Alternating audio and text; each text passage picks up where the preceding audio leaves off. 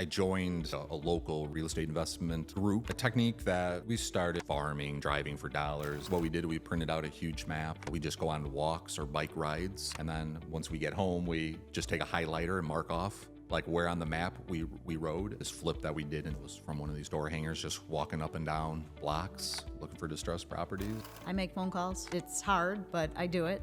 Just call them up, say, hey, I have a client who's looking to buy. Any chance you're gonna sell? My job is more on the tech end. I'm scrubbing numbers. I think for me, the biggest thing is having a script. And if I get nervous, I could just read it. Bottom line, I say I'm providing a service. I'm gonna help these people. If they're at all thinking about selling and then I can find one of my clients that's gonna buy it, we're gonna be helping them.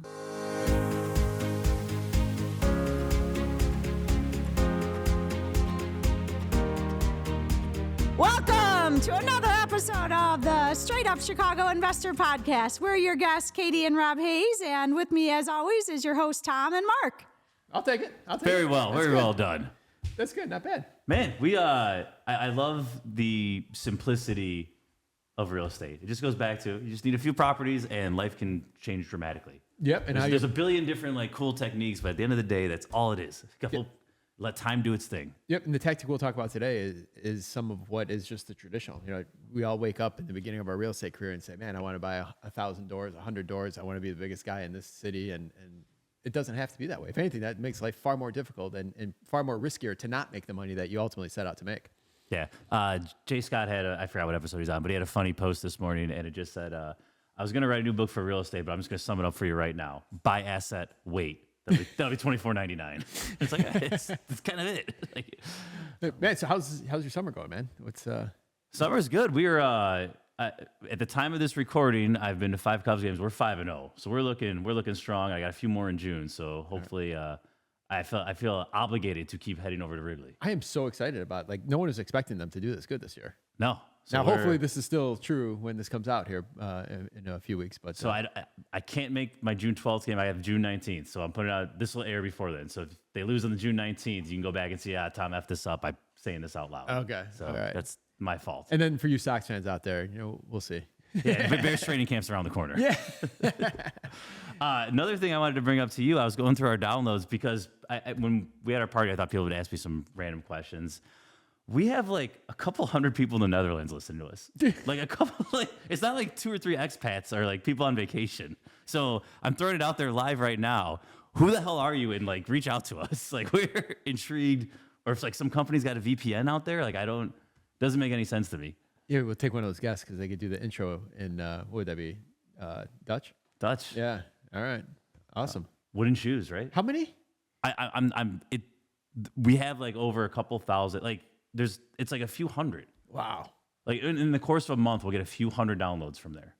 Nice. So that's a couple dozen a week. John Womack owns property there, so maybe he's spreading it to his friends. I don't know. It's more than the random we have a couple expats. It's a bigger. It's a surge of number. That's great. I'll take like it. Spinal Tap. We're huge in Denmark. Start promoting it. Yeah. No, but for all seriousness, if you are one of those listening right now, DM us immediately. We want to know who you are and how the hell you found us. That's awesome. That's my public service announcement. What's our housing provider tip?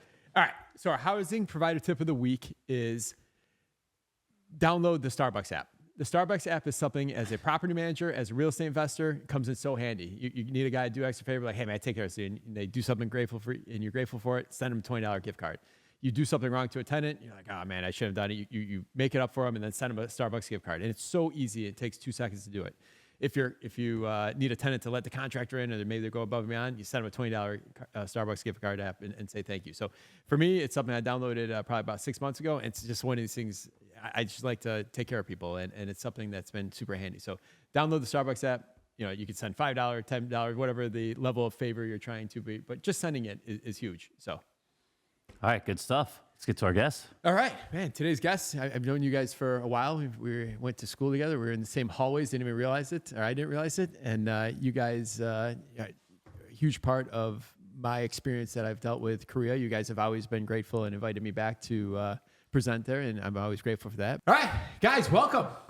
Thank you for coming on. I know you guys have listened to the show in the past, and obviously we've networked for many years, so I'm excited to have you guys on. You guys have an awesome story, and I'm excited to, I don't even know the whole story, but I know details of it, and I'm happy to kind of bring it to the rest of the audience today.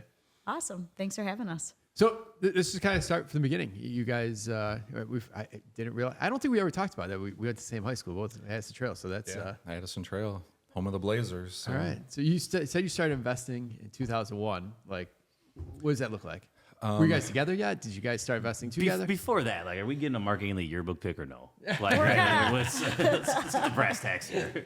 I will call my mom and see if she can rustle up the yearbook. We'll link to that in the show notes. Greasy, slicked back hair my that freshman year. So Awesome. Yeah, so started back in 2001. Katie and I were dating at that period of time. I worked at a local casino out here in the Western Suburbs, and was at work one day, and some colleagues of mine, some other craps dealers, they're like, hey, we're going to this seminar. We were up at 2 o'clock in the morning and saw this free seminar we can go to, and we're going to make millions of dollars and retire, next week. And you should come with us, Rob. And so yeah, we went to, actually they went to some seminars and started learning about real estate back then and decided to dive in. All right, before we dive in, I'm going to divert us here a little bit. What's the craziest hot streak you saw at the craps table? How many points in a row?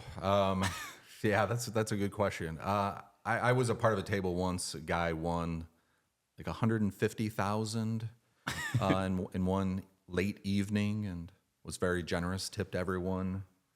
I think we made like 10 grand that night in tips. Beautiful.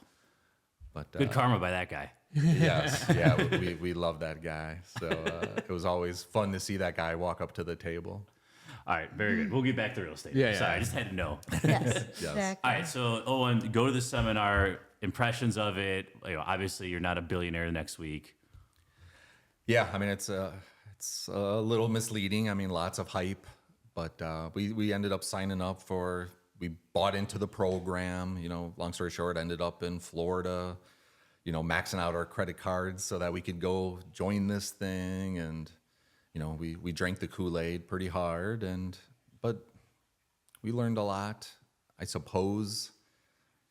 But I think when it comes down to it, it's just doing. I mean, so many years later, what I believe is that just by doing, you learn so much more than reading and watching podcasts and listening to awesome podcasts like this or watching YouTube videos. But actually doing it, you learn so much more.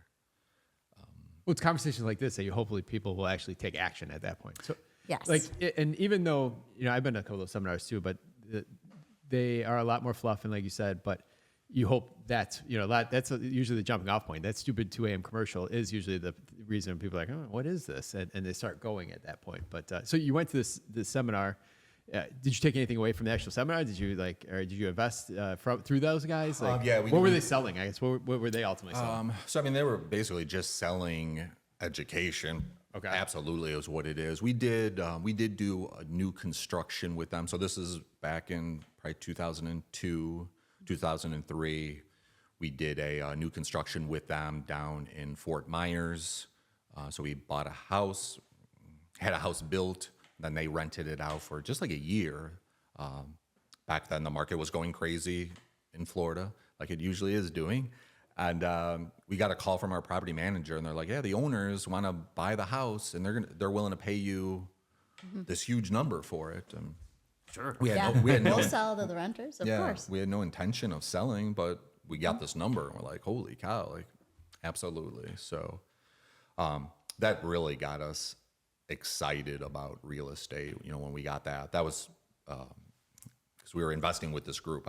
Katie actually was not a part of this at the time. We had 3 partners that did this. There were 4 of us, and that's where I think really what got us hooked on investing in real estate was that first big check. That really we didn't do any work. I mean, we'd sign papers.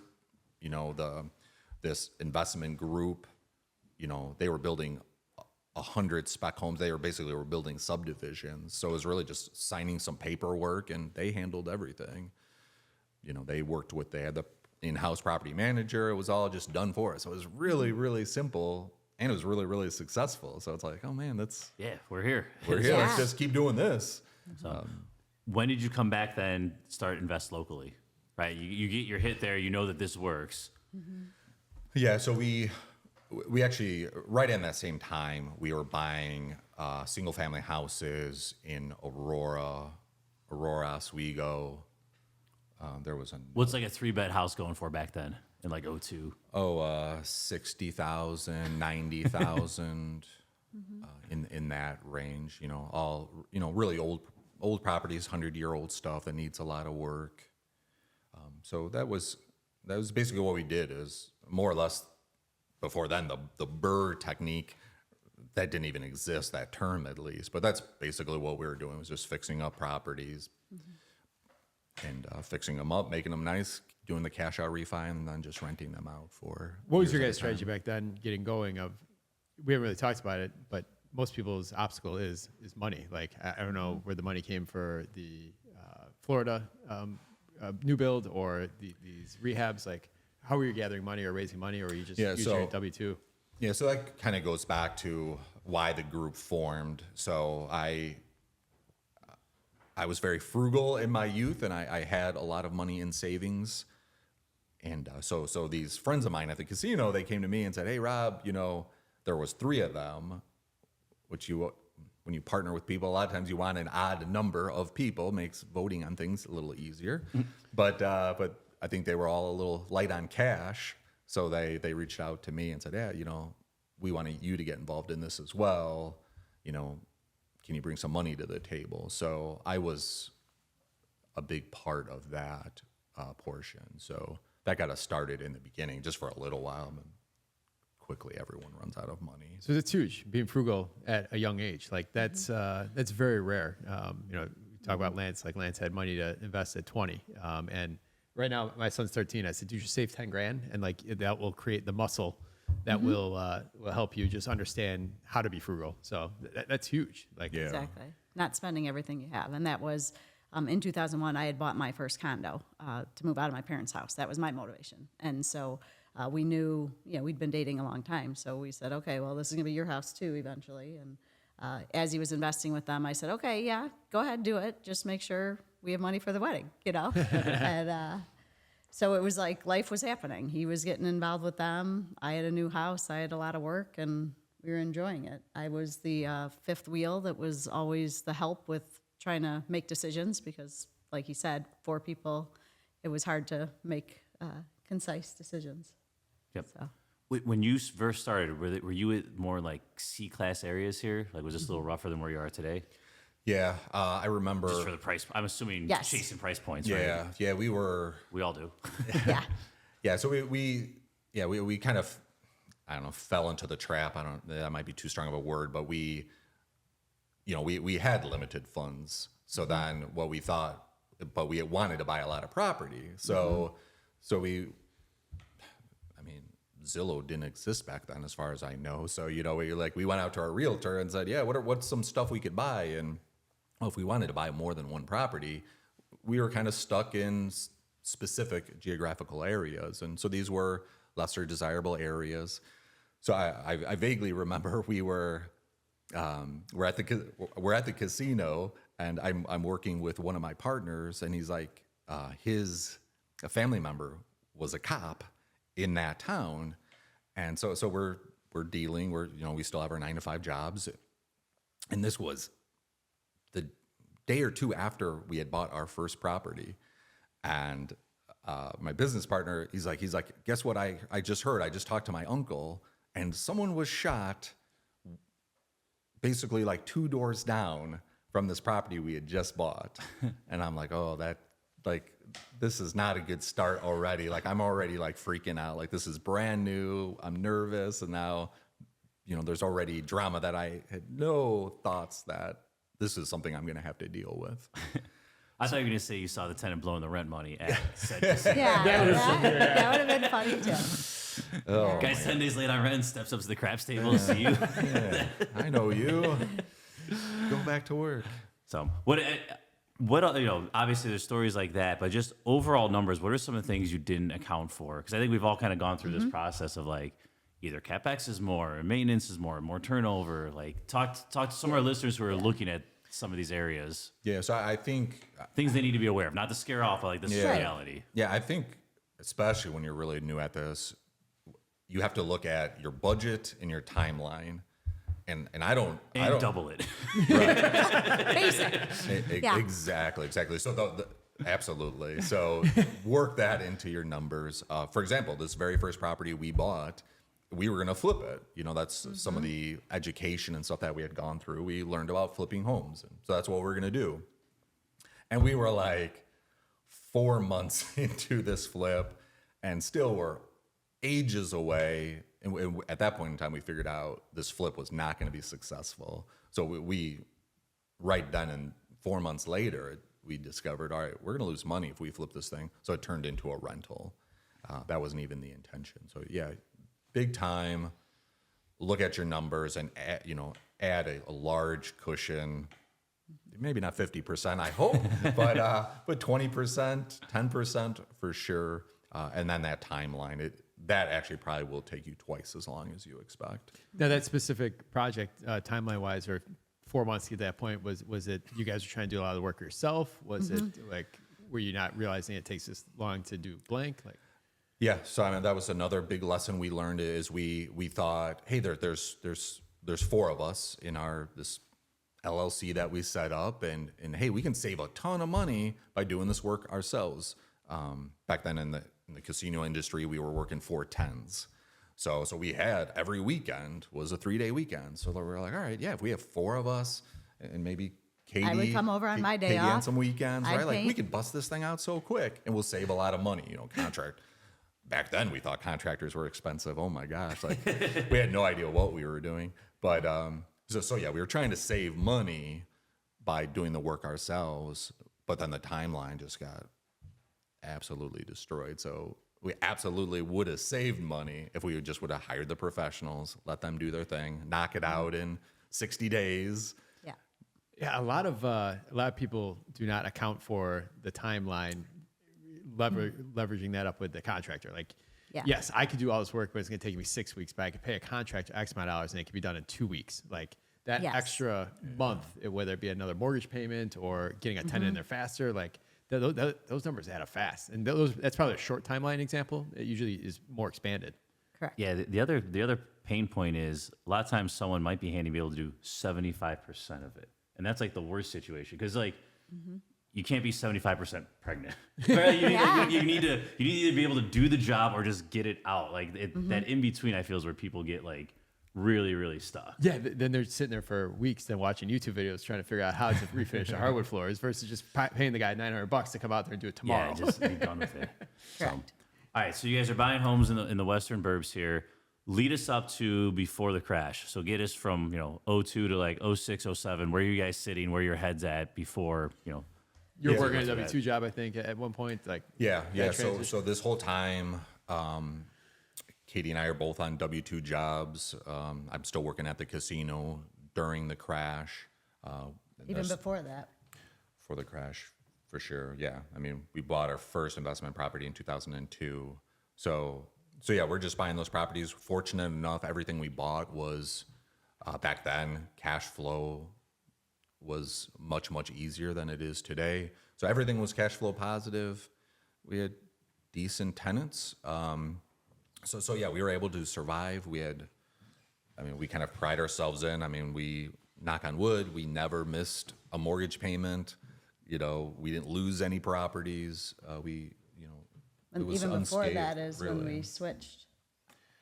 So in 06, that group of friends, despite me trying to make decisions, help them make decisions, they wanted to go 3 different ways. And so we had to amicably separate. And so that group separated in about 05, 06. And so then Rob and I decided to go on our own.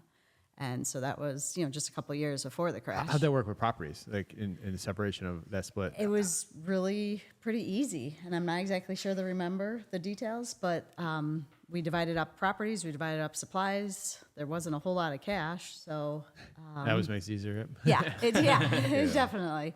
But it was all 4 people knew that we weren't working well together, and so they said, "Okay, we got to do this." I've seen partnerships split up though, where you could divide the properties pretty easily, but then you have different guarantors for different mortgages. Did you guys run into that problem where you might have gotten property A, but partner B still had a guarantee on that? Yeah, so I think the biggest, there was a townhouse in Montgomery, new construction again that we had done out there. And so one of the partners, she loved this townhouse. So she's like, and she just happened to be the only one on that one. So part of the agreement was she just took that one over, and she moved into it. She, basically, asked the tenant to leave, and long story short, she lived in that townhouse and made it home for years. But The other properties, I think it had to do, we had gotten, we had a 4-unit, and that property was bought. Again, we got an offer you couldn't turn down. We're looking at the numbers, and so that had been one of the biggest assets. And so having that sold was like, okay, now we're down to just a couple other, and that made it a lot easier. Gotcha. What also makes it easier, not that you expect this coming, but like when your back's against the wall, like you're going through the crash, much easier for you two to sit down at the dining room table and be like, what are we going to do here? Correct. Right? Yeah. Like to make decisions on, because when your back's against the wall, like you know, not to be a control freak, but like you want to be able to call your shots. Exactly. And that's the issue we were running into when you're working with other people. That's the hard part is, you have a lot of opinions. You have a lot of, I need to think on it. And that's why they couldn't make decisions, is because everyone was thinking on it on different timelines of their own lives. And so then it just got to be, okay, we can do this ourselves. That's one thing I've seen over my career too, is partnerships get more difficult the older you get, because, when you're 3 buddies out of college all owning a 3-flat, it's easy. Right. But now 10, 15 years later, it's 3 buddies that live different parts of the country. They all have different wives. Of course, they have their boys. They have they have wives, different situations. Some are more financially well off than others, so they might make different decisions for that reason. So partnerships only get more difficult as the years go on. So I think what was great about the partnerships, and one thing I really like about them is early on, like the 4 of us, when we started this, none of us had any experience at all. So it was just like that crutch of having 3 other people that, like, it wasn't as scary because there was 3 other people that were involved and would help. And, it made things more comfortable. You're not doing this alone. Doing things alone is scary, right? what would you advise someone younger in their real estate investment career around partnerships now? Like any advice you give them? Absolutely. So I think if you can find, it's not easy, but if you can find someone who is experienced in doing this, and you can partner with them where you can learn from a professional, right? I mean, like when I started this, it was 4 people and none of us knew what we were doing. We had no experience. So we were just learning from our mistakes. So if you can learn from someone else's mistakes, someone that's experienced, that can guide you, has the team in place already, you will cut out so many mistakes. So then it's just a matter of figuring out, well, what can I provide to be an asset to this experienced investor, right? Because the experienced investor who's been doing this for 10, 20, 30 years, like, why would they want to work with you? So that's what you have to figure out if you're brand new. What do I have to offer? What can I bring to the table? Yeah, and everyone's so much more accessible now than in '02. Correct. Right? Think about the world back then. Oh, yeah. Like it's I insane didn't how have a accessible personal people cell are. phone. I didn't have a personal cell phone. I had a work one, so. Yeah, we were Just marketing different. our rentals in the local newspapers.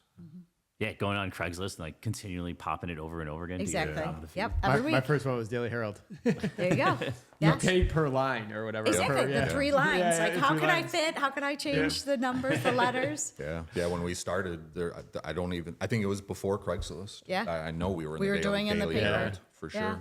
Absolutely. All right, so you guys go through the crash. You decide to get your license and go all in. And this is at a time, I think you said like 2010, 2011, like real estate's not exactly popping. So what was the mindset there?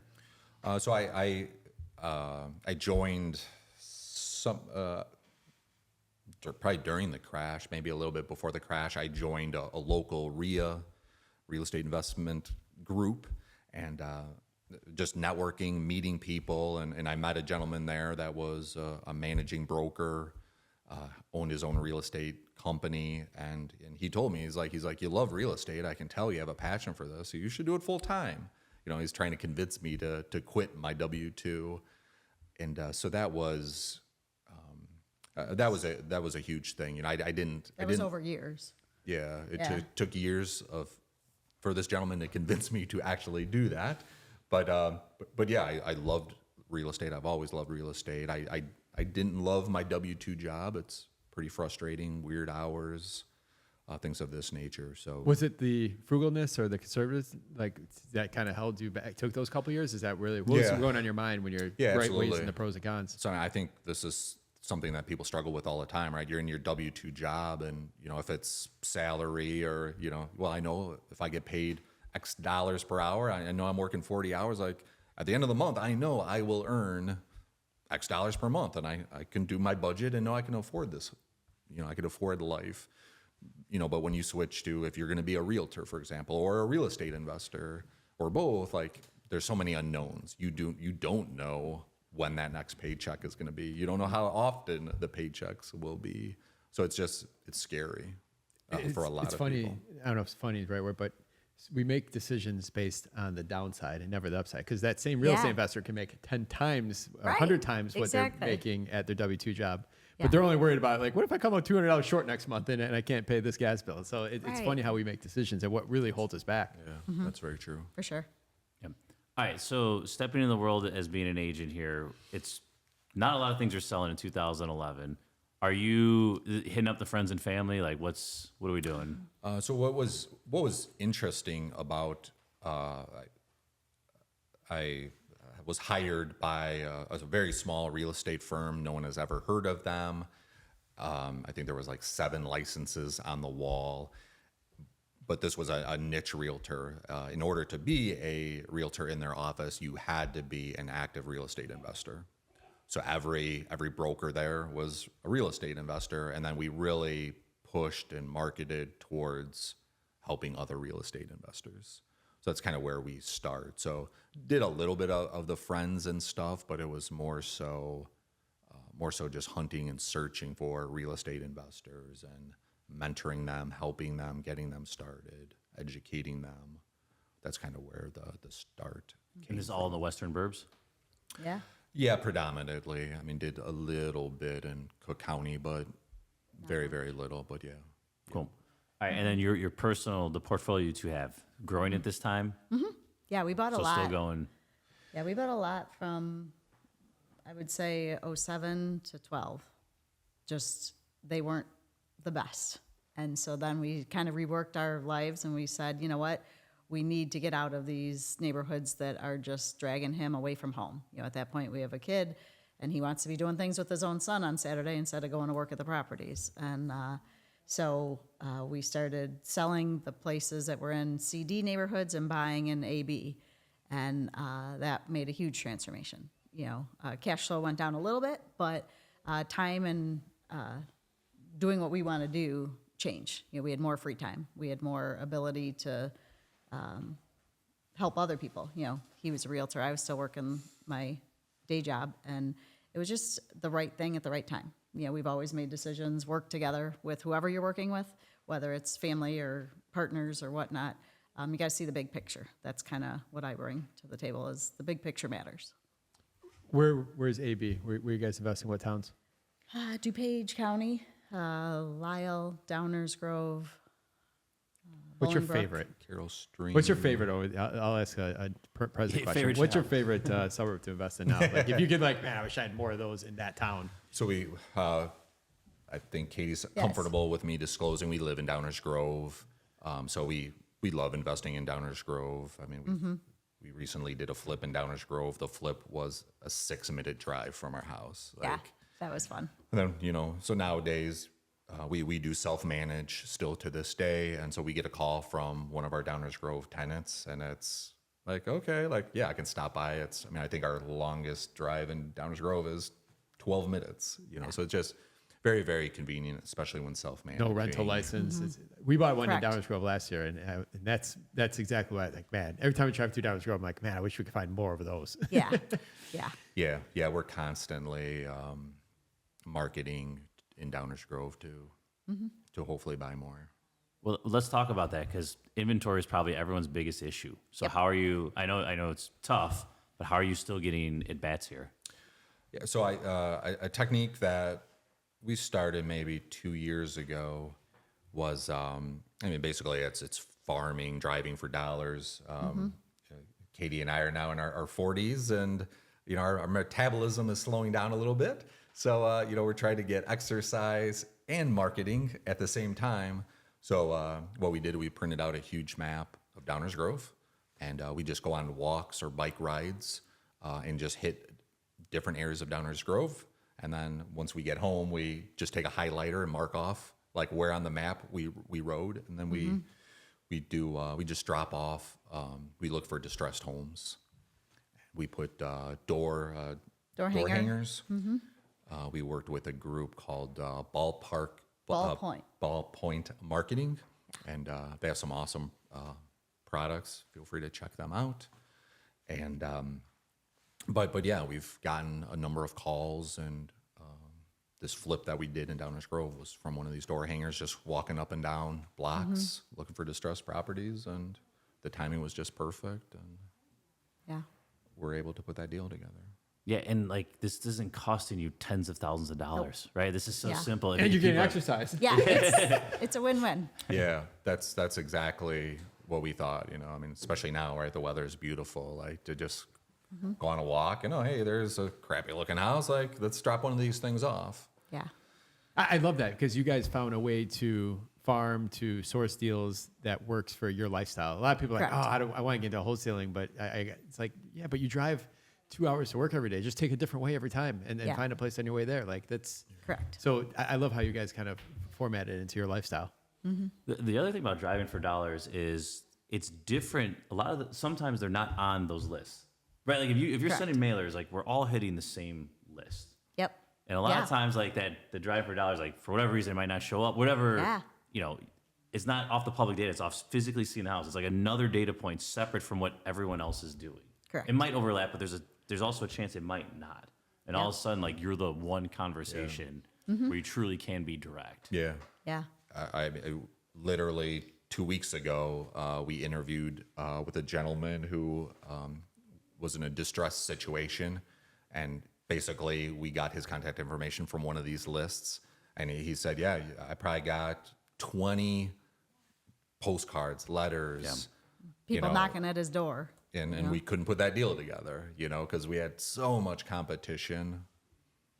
It just makes it so much harder. Where these other people, my guess is I'm positive actually that no one else knew saw it no one knew because- about this.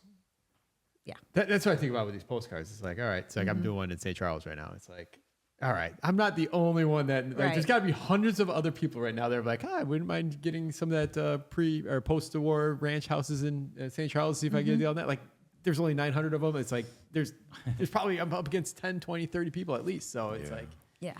Yeah, you really have to do something to stand out, because you're right. There's so much competition, and everyone wants those houses. I want those houses too. So. Yeah. so this is what we need. This is what I was thinking about the other day. We need the ability to have a drone fly neighborhoods and be able to submit that footage to AI to be able to figure out which lawn is over 7 inches and be able to spit out that address. Yeah. And then you go around like that. There's that's like the next level tech. Yeah, like Yeah. that'd be the ideal situation. For sure. But also, we're talking about off market how competitive it is. So if you're sitting there just scrounging Redfin, like Yeah. that's how far behind. Like you can't complain about inventory if that's the only action you are taking towards Correct. acquiring said inventory, Yep. right? So make that Agreed. crystal clear to everyone listening. Unless you're buying land off of Redfin, like you like there's Yeah. no competitive advantage on there whatsoever. No. Yeah. Yeah, you have to be pretty creative in today's market to land Yeah. a really hot deal. So how are you guys helping your buyers then on the same side, right? Like, because you're an agent, you have people saying, I want to look for X, Y, Z. Like, how are you delivering there? Because that's very tough right now. Yeah, it is challenging. So I mean, so just on the MLS, I do believe that there are plenty of good deals on the MLS today. You have to move very, very quickly. You have to have all your ducks in a row ready to go. Katie and I, for ourselves personally, we just completed a flip, a small, simple condo in Woodridge, for example. And we did that deal on off of the MLS. It was an estate sale. Yep. Bought it on the MLS, came in like an hour after it it came on hit. the market, all cash, closed really quickly, try to make it as easy as possible for that seller. And somehow we actually got it and we made a really nice profit on it. So, so you can still make money on the MLS. There are deals out there. You just have to be very confident and move very, very quickly. And to be flexible. Like it wasn't exactly what we were looking for, but we saw it. We went and we evaluated it. We said, yeah, this will work. You crunch your numbers and you say, okay, cool. We weren't looking for a condo in Woodridge, but it fit all our criteria. So to be flexible, that you're not in real estate, you're not going to get what you think you might get, but you're going to get what the big goal is, which is being able to have either passive income with our investments or to be able to flip something and create the income that we needed. To clarify, because I think it's interesting, we did not see the property when we submitted the offer. The very first time we ever saw the property was at the final walkthrough before closing. We opened up the door. We're like, all right, well, let's see how this, what can we buy? Because again, that's how fast you have to move. So yeah, we opened up the door and we're like, holy cow, they didn't put that picture in the MLS. Exactly. But Condo's nice though, because you don't have to worry about masonry. Don't have to worry about Correct. There's a little bit some less easy. risk. there is less risk for sure. But there's other stuff we'll do for clients. We have sure. clients that are looking in specific subdivisions or areas. So for really good clients of ours, we'll do marketing, direct marketing. That seems to help, trying to find off-market deals for those people. I make phone calls, Yeah. It's hard, but I do it. Just call them up, say, hey, I have a client who's looking to buy. Any chance you're going to sell? Katie is awesome. She is willing to do cold calling. So my job is more on the tech end. So I'm scrubbing numbers. As realtors, we have to go through the do not call list. So I put in a couple hours every week just scrubbing numbers and providing them to her, and then she calls them. And What makes cold calling easier? Cold calling, why Tequila. is it easier? Yeah. That first call. I get buzzed. And it sounds great. Yeah, no. we're only kidding. Never Only thought about kidding, That might be yeah. a trick too. That might be. I think for me, the biggest thing is having a script. I know what I'm supposed to say, and if I get nervous, I could just read it. I tend to always go off script because I don't want to read a script, but if I have it there, then I'm comfortable. Bottom line, I say I'm providing a service. I'm going to help these people. If they're at all thinking about selling, and then I can find a client, one of my clients that's going to buy it, we're going to be helping them. I mean, that's the bottom line of real estate business is you're giving people homes, and that's huge. So if So I you turn it keep into a that- mission. A little bit. Yeah, Yeah. That's great. You provide a service and you're trying to help people, and that Correct. makes it easier to pick up the phone versus people are like, I'm scared Yeah, of I'm not a rejection or- salesperson. Yeah. I mean, and that's never been my thing, but I know that I have things that can help others, and so that's my goal, is to help people. The definition of broker is to bring two people together that need the same thing. And, we're all considered salespeople, but technically we shouldn't be. We should just be bringing people together. Correct. Yeah, I think that's the mentality that you have to when you're saying, hey, I should be doing cold calls. I think that's the mentality switch you should try to make in your head. Is that I'm not trying to sell anything. I'm trying to help this person. This person on the other line, they might be older and need a smaller place. They might need to go into assisted living, something like that. They have restraints, they have issues in their life. And the reason I'm calling is because I want to help them. And So by you guys not making those phone calls, you'd only be being selfish. Right, exactly. there you go. So, Yeah. all right. So circling back to the portfolio, right now you guys still focus in the same areas. We were talking off air. It's kind of interesting, not really looking to scale too much anymore. Let's talk to us about the current game plan. Yeah, so when we first started, we had a little notebook. We'd write our goals, we'd write our rewards, and our thought was we were always going to get to 20 properties, and then we'd start paying off mortgages, and then we'd retire.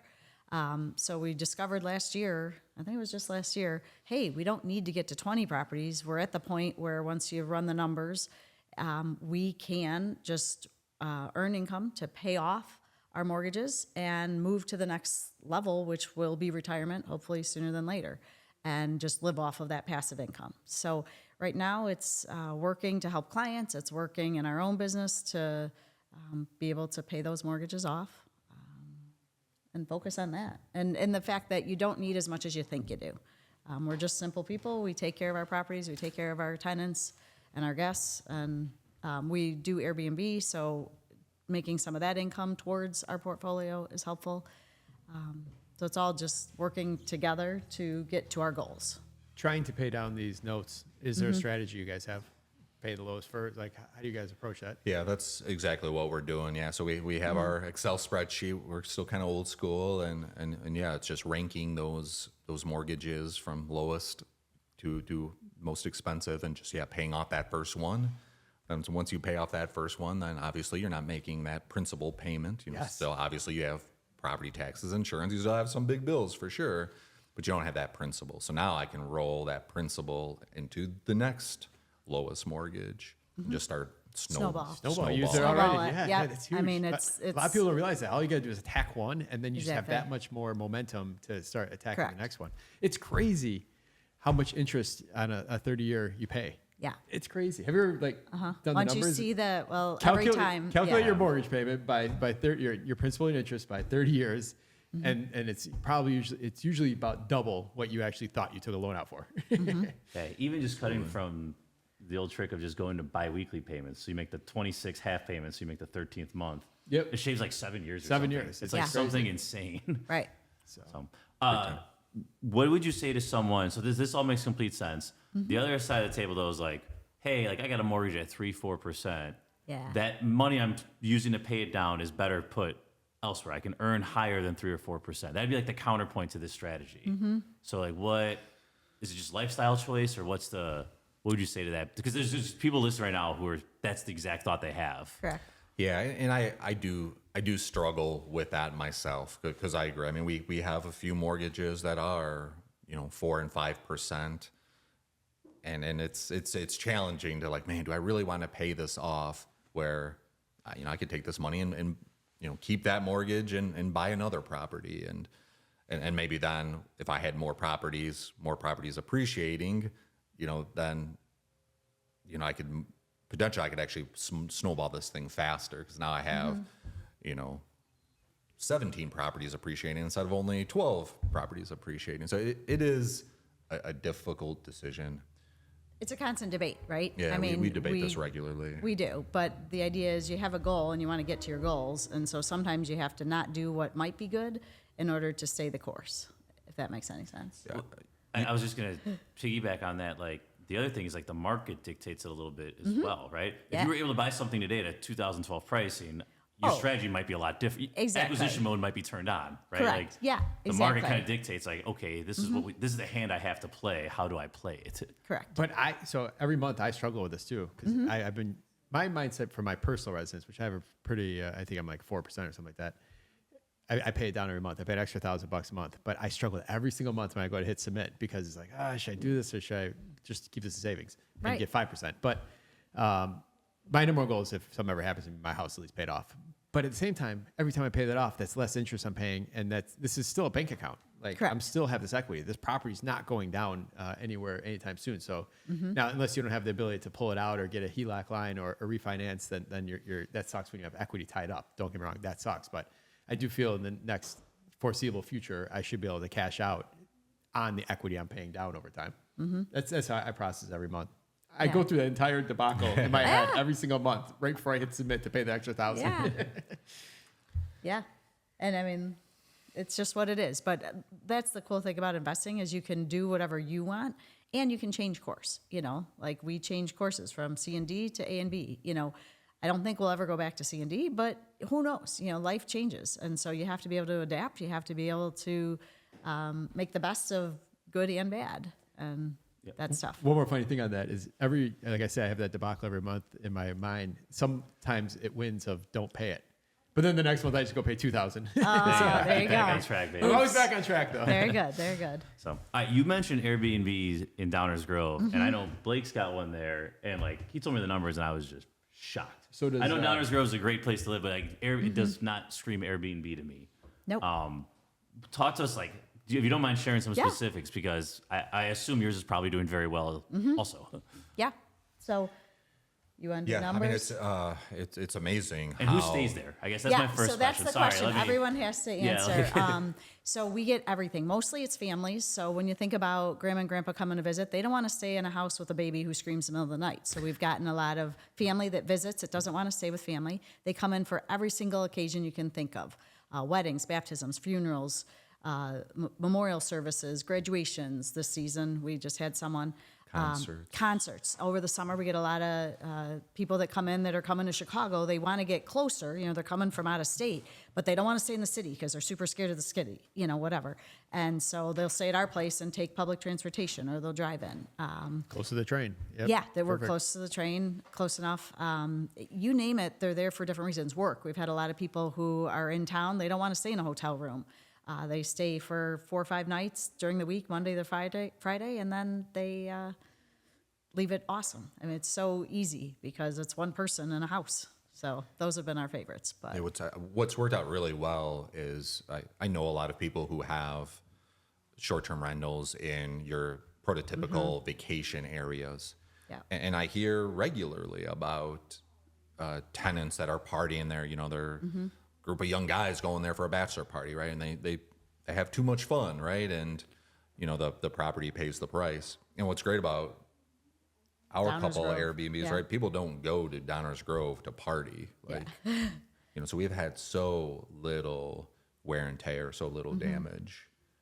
It's just a different profile of people who are staying in them as opposed to someone, you know, on a trendy lake in Tennessee or something. Man, we got our place in Downers Grove we bought last year. We're going to do it. We're going to do it. And they were like, no, we're Yeah, scared. Lily and Blaine had you guys sold. Yeah, yeah. Lily and Blaine had. So I mean, you guys are the third party that have said how great Downers Grove Airbnb. So like, Yeah. I have to come in for competition. We have a nice little small 2-bedroom, 1-bath. But with the basement and all that. So like, Let's walk through this exercise if you don't mind. Like, you know, what is that? Let's say Mark did that for Okay. our listeners in this situation, whether Sure. it's Downers Grove or somewhere else. Like, what does it cost to furnish? What are some of the additional costs that you need to account for, right? Like your utilities, et cetera, more cleaning. Yeah. And then like, what is the rent compared to if you just rented it out long for a 12-month lease? Like, what's that Sure. premium compared to the extra expenses? Even if you're just given ballpark, like, yeah, ballpark, you know the numbers. Okay, so so yeah, as far as furnishing it, I mean, it's all about. There's a huge range, right? Like, so we have done 90% of our furnishing is off of Amazon Or It's- the resale shops. or resale shops. It's a lot of, you know, IKEA type build it furniture, you know, so it's relatively inexpensive, you know, nightstands and coffee tables and stuff like that. And then we're not constantly, but when we're going to furnish one of them, it's shopping the local furniture stores, going to their, you know, the dinged and dented section of their warehouse and just trying to get deals. But it's a lot cheaper really than I expected. I mean, I would say we have 2 of them. They're both 1,000 square feet. One is a 2-bedroom, one's a 3-bedroom. But I mean, it's $5,000 really to furnish them. We're going to Goodwill for you know, a used Keurig machine and silverware and things of this nature. I think those are all the things people forget about. Like, oh, a Yeah. pizza cutter. yeah. Right, exactly. You know the have bed, to- you know the couch, but Right. it's like The whole all the little kitchen. knickknacks. Yeah, the whole kitchen. So Yeah. time, Pots. it sounds like you could do it affordably if you put a little time into it. So Correct. there's some time cost there. Yeah. There's definitely Yeah, there's time cost, but at the same time, no property that we buy is perfect. So while we're doing rehab on the property, we're out so you're shopping. So double- it's double okay. dipping. You know, it's like you have to wait for painting and for flooring to be done. So while that's happening, I'm out at the stores or online or ordering. We were assembling furniture in our garage one winter, and then once the property was ready, we threw it in Rob's van and brought it over. You know, so we've always been really good about.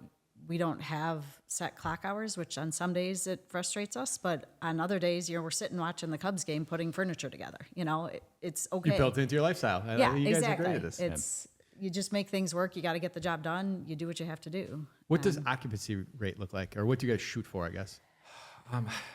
I'll And this admit- ties into the numbers, I guess. Yeah, how this you- has in numbers. But so for us, it's very full, except for January and February. So, but the very full makes up, I mean, I think last year in July we had one night, one night of vacancy in the whole month. So when you can get that for 3 or 4 months, you're pretty much set for those 2 months that didn't have much. So So is that like 75% time is rented? Is that? no, I would say even I more. would say it's 80 to 85%. Oh, yeah. Easily. Yeah, Yeah. it's better than hotels. Yeah, So it in is. June- It is. It truly is. So for this month, for the one, so we have one short-term rental and one midterm rental Okay. in Downers Grove.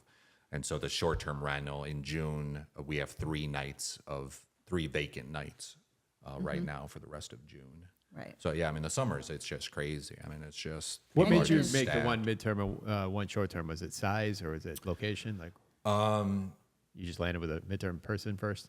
Different jurisdictions kept changing their allowabilities, and we got found out that it was a short-term rental. We believe a neighbor let someone know, Gotcha. and they didn't like it, and so they sent us a letter and said, you can't do this anymore. It has to yeah, be 30 days or days. more. Gotcha. Yeah. Yeah, so when we started this process, we checked All the municipalities. like the 7 closest cities to our house because we knew we wanted to do this nearby because we knew we wanted to manage it ourselves. So Downers Grove was one of only 2 cities that still allowed it from our research and from everything we could tell. So we bought that property and started doing short-term with it. doing short-term with then it. And then about a we- year in, we got a call and a letter saying, you can't do this. I don't know if things didn't change or, who knows. But you make adjustments. And so we made it a midterm. And it's been very successful even as that. Yep. Very different clientele. What like overall annual, like because I know the months change, but like how much of a premium is it compared to if you just leased it up? Yeah, so I think we're average. So these 2 houses, if we just signed a 12-month lease with them, ballpark, they would rent for $2,500 a month. And I would say as the short-term, midterm, we're averaging close to $4,000 a month. With that being said, we do have a lot more expenses. We're including all of the utilities, lawn care, snow removal. So there certainly is more expenses. It's certainly not an extra $1,500 a month in profit. I don't want to mislead anyone, but it's still, I mean, it's probably close to an extra $1,000 a month. Yeah, so you make the $5,000 you spend setting it up, like you make that back in first 6 months. Exactly. Right, like, Yeah. You're getting that back really quickly. And Yeah. so I guess, Mark, something I would recommend you try with yours, and this is how we got started with it, is because other friends of ours, colleagues of ours, were talking about the short-term rental, how, oh, it's so amazing, you're gonna make all this money. And Katie and I we're inquisitive, we get bored, so we're like, all right, well, let's try this. So we bought the product first, knowing that it would be a high quality long-term rental. So that was the secondary exit strategy. So hey, let's buy a good long-term rental like we've done for many, many years. Let's turn this into an Airbnb. And if it doesn't work, if it doesn't make money, or if it doesn't make enough money, then it'll be super easy to convert it. We don't have to sell the property. Right. And so we could easily get out of it, and we could still make money. So I would highly recommend that. 'Cause Next time you it's- have a yeah. vacancy, I don't know if I certainly wouldn't kick someone out of their house or pay to get We got someone a good out of tenant a right now, lease. so we'll see. Yeah, exactly. But if or when that tenant moves out, I would highly recommend trying Yeah. it.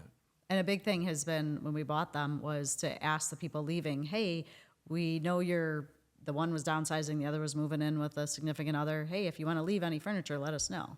And we did that during negotiations. Such the opposite of long-term Exactly. mentality. Get Right. this out of here. Exactly. Get this trash out. But Yeah. now, I mean, we got a bed from it. We got a futon. We got a dresser. I mean, Oh, I didn't even think couple about that. little I could things. build a couple house worth of furniture in a couple months, move out here at GC. There you go. Yeah. Exactly. Just store it. So. there you go. And I'll But it's- definitely get all the phrases that you put on the wall, like faith and all that stuff. Oh, exactly. Life is a beach, even though you're Yes. nowhere near a beach. Right. Definitely. So fun. So yeah, you have to think about it a little differently. And so that's the cool thing about long-term rentals is your business is quiet. If you have good quality tenants, which we do, So we were kind of bored. We're like, oh, maybe we should try this thing. And we have, and it's been great. It's adds a little stress, adds a little work, but we also add a little income. So I'll ask this question because I know there's a lot of people in the audience to be curious. You guys are married. You guys have kids. You guys work together. You guys are life partners together. Is there any tricks that you do to manage that and not want to kill each other or be able to at least separate from work too at sometimes? Like, Totally. I know ours would love to hear that. for sure. The first thing I learned pretty early on is to keep Rob fed. So I like food. yes, food is good, and we all have the tendency to get hangry. And so if I can bring a snack, whether it's a piece of fruit or a bag of chips, a granola bar, as long as he's fed, and then now in middle age, I'm finding I need that as well. We can get along pretty much anywhere, anyhow. Dude, and that's so hilarious. it's the truth, though. That's probably one of the funniest responses I've ever had on this podcast. Like, that's awesome. Yeah. So because we just work better when we're nourished, and so otherwise, I would say we make sure we have time for just us or time for just the family, where we're not talking work, and so we have to literally say, okay, I'm taking off my Platinum Partners hat. I'm taking off my PA Properties hat. I'm taking off my mom hat. Sometimes we just have to go out to dinner, or we just, we get away. We go away for once a month, here or there, just to not have kids, not to have the house, not to have work, because our house, we work at home, and so it is hard. But making time for ourselves as people is critical. Yeah, just good communication skills is so important. Yep. That helps immensely. Before we get to our wrap-up questions, outlook on the Western Burbs. Downers Grove, 5 years from now, 10 years from now. I'm assuming you guys are bullish, and if so, why? Better. I mean, they're just awesome. People want to live there. They have great everything, you name it. Access, schools, houses. They're just going to be better. I can't see anything going south. I really don't have much to add on that. I mean, I think, yeah, I mean, I think there's always going to be a lot of people that want to live in the suburbs and have a backyard and have decent, good schools. I don't see the market tanking anytime soon at all. I would continue to buy. I mean, I think if you're nervous to buy now, I think if you wait a year, the numbers are going to be even worse. So if you can buy now, buy now. Cool. All right. Ready to wrap? Ready to wrap. All right. What's your guys' competitive advantage? How have you been able to do all this while others wish they could? Communication, hard work. I mean, we work a lot. Well, something I would highly recommend everyone do is set goals, set short-term goals and long-term goals. That's something Katie and I have always been doing, and check. Katie and I have weekly meetings, and so we sit down once a week and we talk about, okay, what were our goals for the last week, the last month, the last year, and the last 5 years, and we're constantly just going over our goals. And I guarantee you, if you take little baby steps, and if you stick to it and keep doing it for a month, in a month you will be in a very different place than you are today if you set yourself little baby mini goals and you stick to them. And then if you do it within a year, 2 years, you will be in a very, very different place. So set yourself goals and accomplish your goals.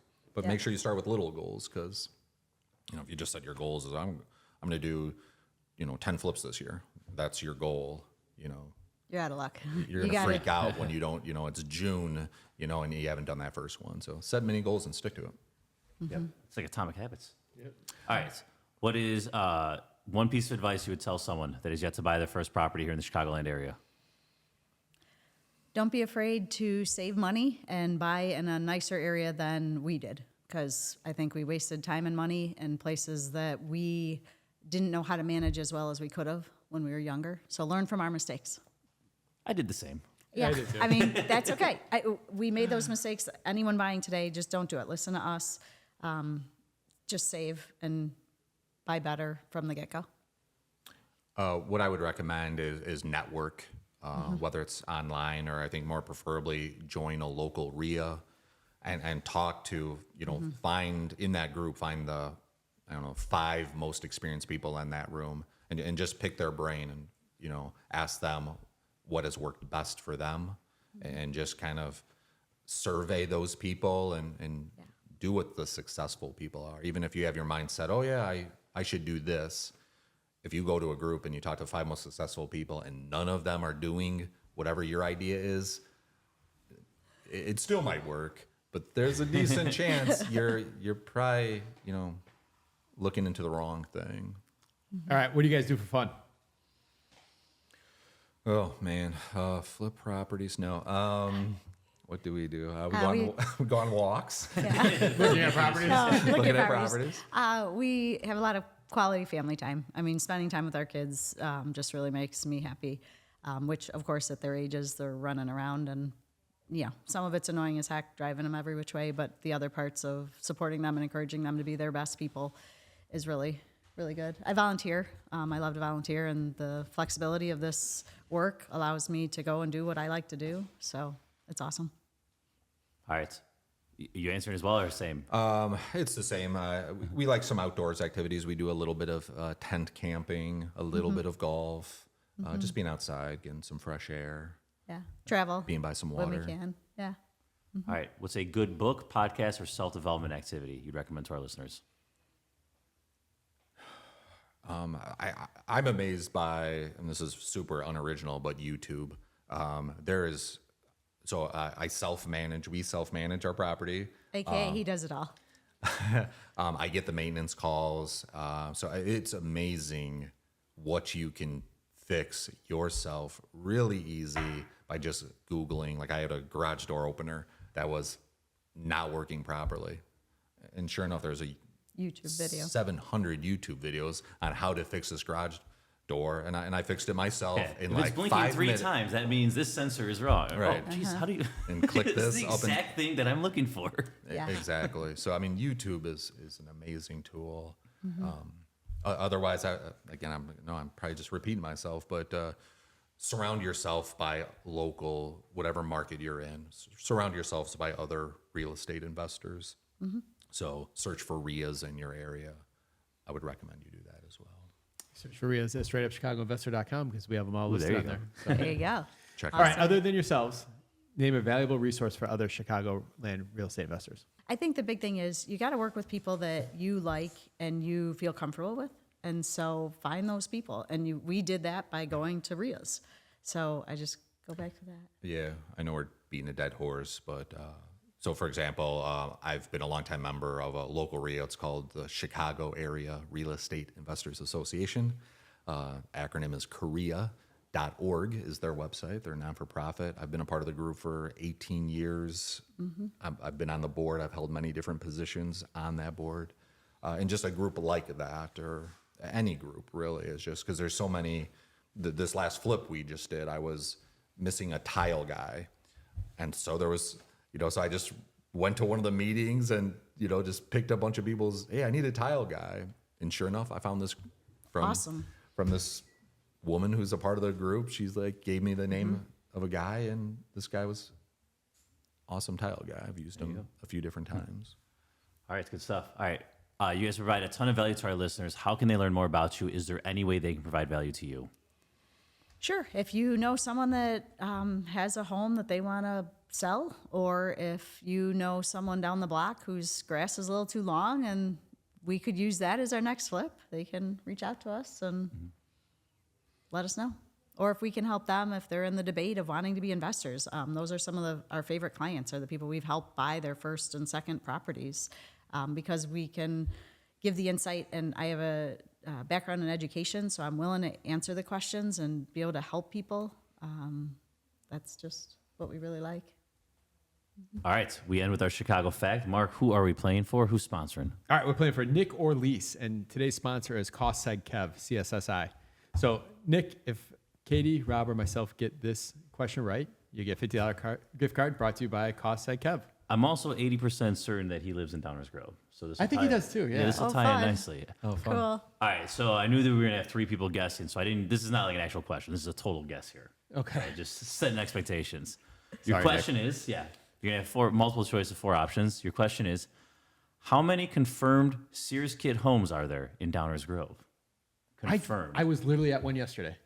All right. Swear to God, someone's going I'm not kidding. That's going to eliminate an answer. So there's at least more than one. Okay. I got Yes. to change one of our options. I had 0 as an option. I'm going to change that. Okay. All right, so your options are One. all right, we stay with the originals. 5, 68, 324, or there are no confirmed Sears Kit homes in Downers Grove. Shoot. I had a number in my. Okay. 5, 68, or 324. This is according to Wikipedia. Very reliable source. I'm going 68. I'd say 324. I'm gonna go 5. Yeah, 68 is right. Yeah. You knew it? Wow. Did you actually I knew it was about? remember. I heard about them, and I knew. My first instinct was a little lower. I thought it was in the 40s, but so I went with what was close. Yeah. You should describe what a Sears home is, actually. Yeah. Oh, for our listeners? Yeah, So yeah, I think yeah. it was between like whatever. Never know what Sears is. Right. Yeah. Exactly. So this is like between, call it like 1900 and 1940 something. In the Sears catalog, you could just, they would, here's your home, like, and we'll ship it to you with all Sears products. And in today, I looked it up. In today's dollars, there's different models. They cost anywhere between 12 to 100,000 in today's dollars. It was like $350 back then or whatever. And the way you can tell is they stamp the lumber, so you can see like if it's actually stamped Sears. Sometimes on the back of the trim, so you can pull off like a baseboard and it would have it there. And then if your county records go back old enough, Sears did the financing on a lot of these too. Oh. So you actually go back and see like a Sears recorded mortgage. They only finance their own properties. Wow. So it's another way to find them. But then they stopped doing that because when they had to foreclose on people, they'd stop shopping at Sears because they'd be mad at them. Yeah. Yeah, I literally was at one on Maple Avenue Okay. yesterday. So rental to come soon. So Nicely done. all right. Very cool. All right, Nick.